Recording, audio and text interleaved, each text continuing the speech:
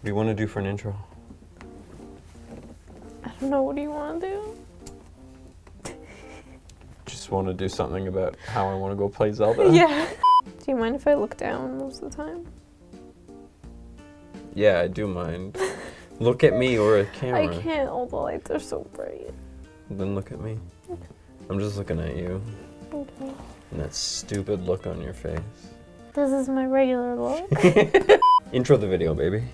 What do you mean intro the video? Intro the movie. What? You look at the main camera and You're say, the one who says hello. Welcome. No, but you're the Okay. one doing the lead this time, remember?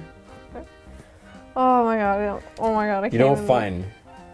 Good evening, ladies and gentlemen. Welcome to another... Hold on, wait. Good evening, anyone watching. Literally fucking anyone, please save me.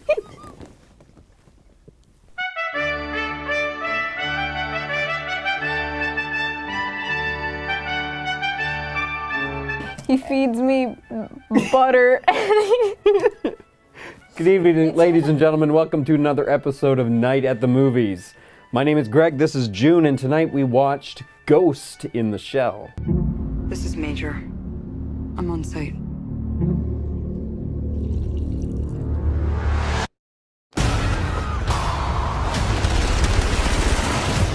I'm going in.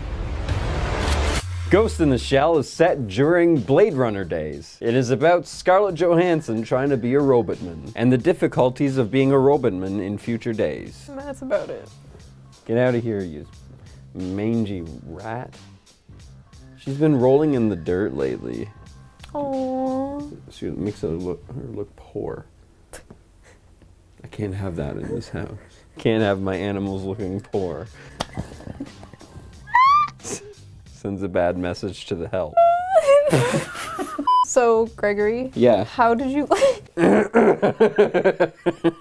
We're not high, by the way. We're just really tired. Yeah. Gregory, how did you like Ghost in the Shell? I absolutely loved it, Really? but I don't think I'll ever watch it again. It was definitely a theater movie. I liked it a lot. Visually, I thought it was stunning and awesome and cool. The way the movie like immersed you into this like crazy future world, future cities with all these giant holograms and just neon was really, really cool. I liked that. But it almost felt a little over the top with little to no substance. Well, it was a very minimal story. Girl becomes robot, robot becomes assassin, and then assassin learns the truth about herself. I think it was actually to their credit that they didn't overcomplicate the story, because visually and story-wise, this movie could have been a total fucking mess. When I saw the preview for the movie, I thought two things. This is going to look terrible in 3D with all the reflections and the colors and the CGI, and the other one being that this is based on a manga and an anime from the 90s and the 80s, and this story could be total nonsense. It could be totally mishandled. The two things that I was most worried about were the two best things about it. This is one of those few movies that is really good in 3D, made it an overall better theater experience, and also, it wasn't a mess at all. It was very well handled, slow paced. They let you absorb things. They let you soak in the scenery. There's so much scenery. Like I said, it's like Blade Runner, and it's unapologetically Blade Runner. All the visuals and the art style is just, it's spectacular. It was fun. Like I was sitting art museums staring at a painting on the wall as opposed to watching a movie. It almost had like a 80s, 90s cult movie vibe, like a cult classic vibe to it. Kind of like, it reminded me a little bit of The Matrix. I never saw Blade Runner, but I'm guessing it has that whole like leather, like cyber feel to it, does it? I think you could get beaten up for comparing Blade Runner to The Matrix. Okay, it reminded me of The Matrix a little bit just because it was just like weird and crazy and like all this like technology and like computers, the colors and what the people were wearing and everything. I was a little worried about it being based off of anime. This might be just a little bit biased, because anime is trash.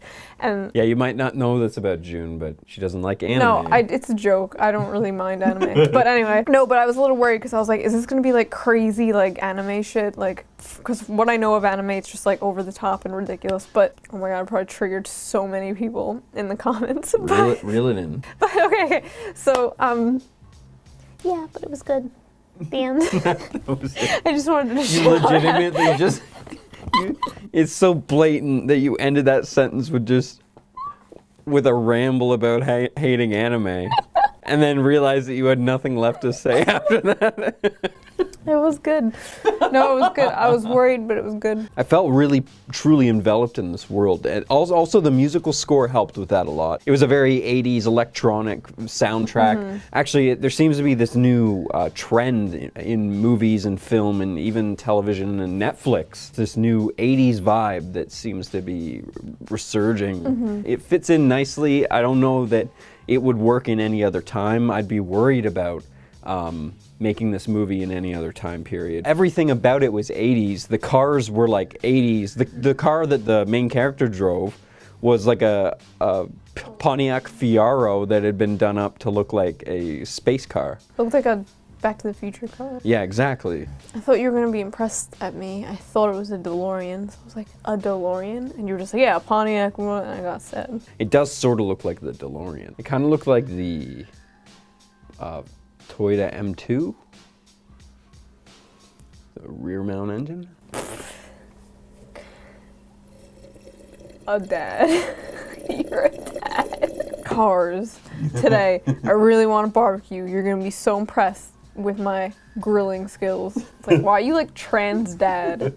Like, I didn't even know I was a dad until somebody told me that liking cars was a dad thing. The whole internet thinks you're your dad. The internet thinks you're my dad. I just got a comment today like, wait, the bearded guy is her dad? Like, no. Thanks, Ralph. Thanks, Ralph. Everyone around me, they feel connected to something. Connected to something I'm not. What are you? So, the direction, how did you like it? Like I said, I like the pacing. I think that it was very, very, very slow, and then it eventually picked up. It was slow in the beginning, and it was kind of like cliche and not surprising. It was just like, oh, she's a robot and a human, and she's like a cyborg, and she's gonna fight in the military. I was like, okay, this has been done a million times. But then to like, what are you looking at the camera? But then, to my surprise, the second act was like, there was a twist, and it was crazy, and it was cool, and I liked it, and I got more interested in the movie. Yeah, I'd almost say like the whole first half of the movie, I wasn't even really sure what the point of the movie was. Yeah, the movie starts like in the middle of the movie, basically. Yeah, it sort of does. Like, there's very, very, very little backstory, very little setup. One of the reasons I was worried about this being a shit show is because this is set in some crazy future world. The director also made Snow White and the Huntsman. Do you remember that movie? Kind of like a dark, gritty version of a fairy tale. I could tell that that's probably, he was going for the same like sort of dark, gritty sort of tone. It definitely felt like he was trying to make it dark, but some of the set design and the lighting and stuff kind of ruined that a bit. There was one scene where Scarlett Johansson's boss is getting attacked in a parking lot, and the parking lot's so well lit, this like slow-paced, like gritty fight scene is almost like the darkness of it is almost ruined. You were dying. We saved you. And now you save others. Words like violence break the silence. Let's talk about the main character, Scarlett Johansson's character. The main character, the ghost in the shell. She's the wrong race. Okay. Oh, yeah, she's the wrong race, but that actually, it makes sense in the movie. Well, there's an explanation for that in the movie. Scarlett Johansson's character, what did you think of her? I actually thought that Scarlett Johansson fucking nailed this role. Even down to the way she walked was very like robotic, even though you can tell she has like a human brain that's like in control of all the facsimile of the body. As for the actual movements, clearly those are like pre-programmed movements and stuff. Even though her character barely showed facial expressions, you could tell what was happening. You could tell the gears were rolling. You could tell she was feeling things. The subtleties in the way that she did the role were spectacular. In fact, I'm surprised that she did such a good job on a movie that is so forgettable that we'll probably never talk about it again after we make this review. See, I think she was like born to play this role because this is literally, she's always the same sort of character in almost every movie. Yeah, there was even a couple scenes. There's one scene where she's like running down the hall beating up people. It's like almost like a shot-for-shot remake of one of the Black Widow scenes in Black Iron Widow, Man. Lucy. Have you seen the movie Lucy? No. Lucy is Scarlett Johansson. She learns how to use 100% of her Oh, right, brain. the brain movie, She's right. the exact same character in this movie, like exact. She does those roles well, though. Yeah, the robot lady roles and the like tough woman roles, which she's really good at. But this role in like particular was just like completely made for her. She did a really good job. She has like that perfect, almost alien-looking face in a good way. I wouldn't say she has an alien-looking face, but she has very pronounced features. So she looked like a synthetic robot. Yeah. Kinda. She had like that look. Her eyes kind of like go like this. She has like nice like nose and everything like that. She looks kind of like anime in real life. Right? Yeah. Okay. And the sergeant guy. Why you laugh at The that? sergeant guy, her partner. The partner, I thought he did an excellent job too. He was 80s man. Yeah, he and was 80s man. he played 80s man so 80s well. man. It was like, awesome. He was like G.I. Joe. I loved that costume he had with the Yeah. vest and the straps. His and hair. It was 80s guy. He looked almost exactly like he did in the anime. I've only seen like a couple episodes Show of the picture TV of show. it. And I saw a part of the movie. The movie came out in like 95. And it's all based on a manga that's from 89. Other prominent people without giving spoilers. Her boss, his name is Takeshi Kitano? Kitono? I don't know. Probably butchering it. Anyways, he's like legit Japanese. He's only in Japanese movies. He only spoke Japanese in the movie, but he was like super cool, badass Japanese boss man. That was a He was cool perfect for role. that. Some of the cooler action scenes were actually had him in it. He had a cool like big badass 6-shooter.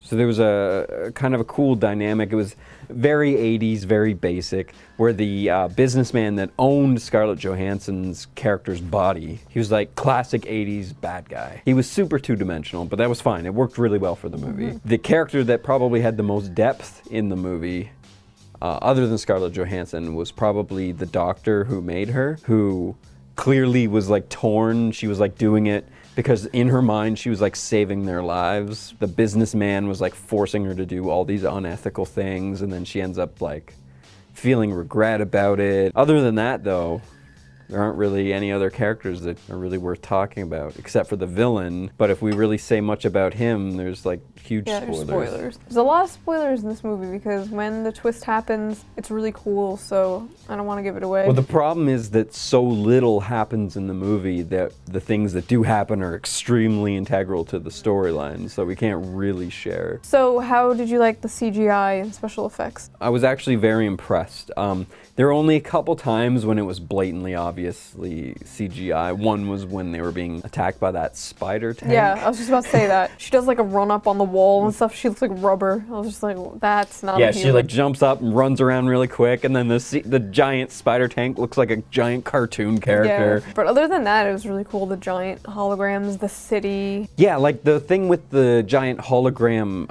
advertisements, the Blade Runner scenery, is that those things, even in real life, would look fake. So to make them in the movie, it's easy to make them look real, because to make them look real, you have to make them look fake. This is a pretty interesting topic to bring up, but in the future, do you think things like that will actually exist? And we're gonna look back at this movie and be like, those look so fake. No, this is a very 1980s view of the future. Yeah. I think things that are 3D and pop out and actually make noise, I think those will be considered like distractions. I don't know, though. What about in the age of self-driving cars? So we'll look back at this movie and then we'll be like, oh, those big advertisements look fake. Right now, they look cool because we don't actually have them in real life. When I look back at this movie, I'm gonna wonder why they unapologetically ripped off Blade Runner. Okay. Okay, we're gonna have to get over the Blade Runner thing. No, I'm actually fine with them doing the Blade Runner thing. Like, they know that they're Blade Runner. Blade Runner. Here, I'll show you. They're making a sequel to Blade Runner. They've already made This video it. is just gonna be called Blade Runner 2019. That's like 2 years from now. That is like Blade Runner.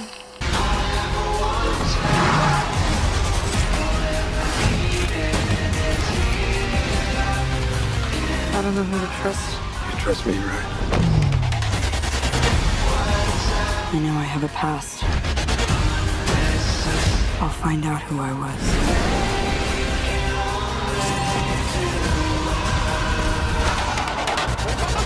So you weren't totally sold on this movie, though?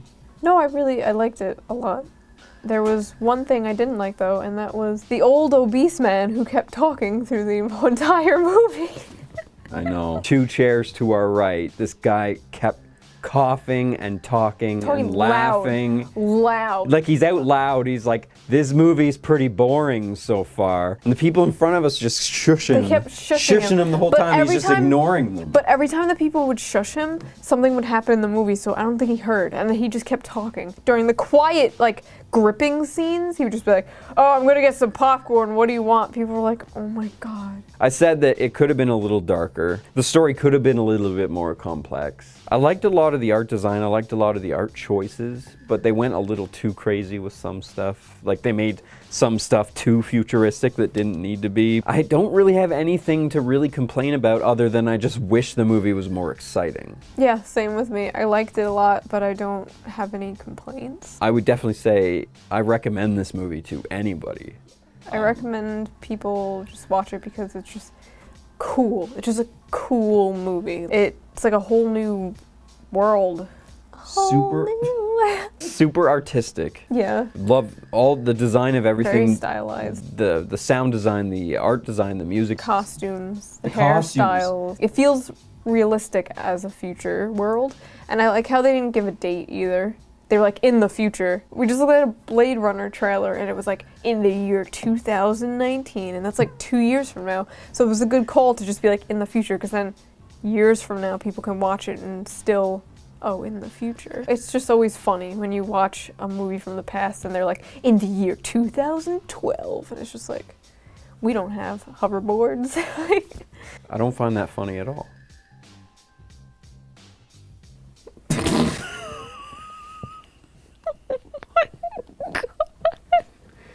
What a fucking asshole. Everything they told you was a lie. Who are you? They did not save your life. They stole it.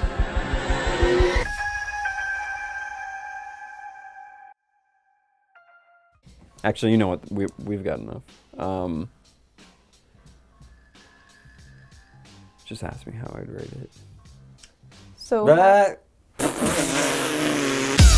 Thank you for watching. If you like what you saw and you'd like to see more Armoured Media, please like, comment, and subscribe. If you absolutely love us, you can support us on Patreon, or if you have a passing affection for us, you can buy our merch. Links are in the description.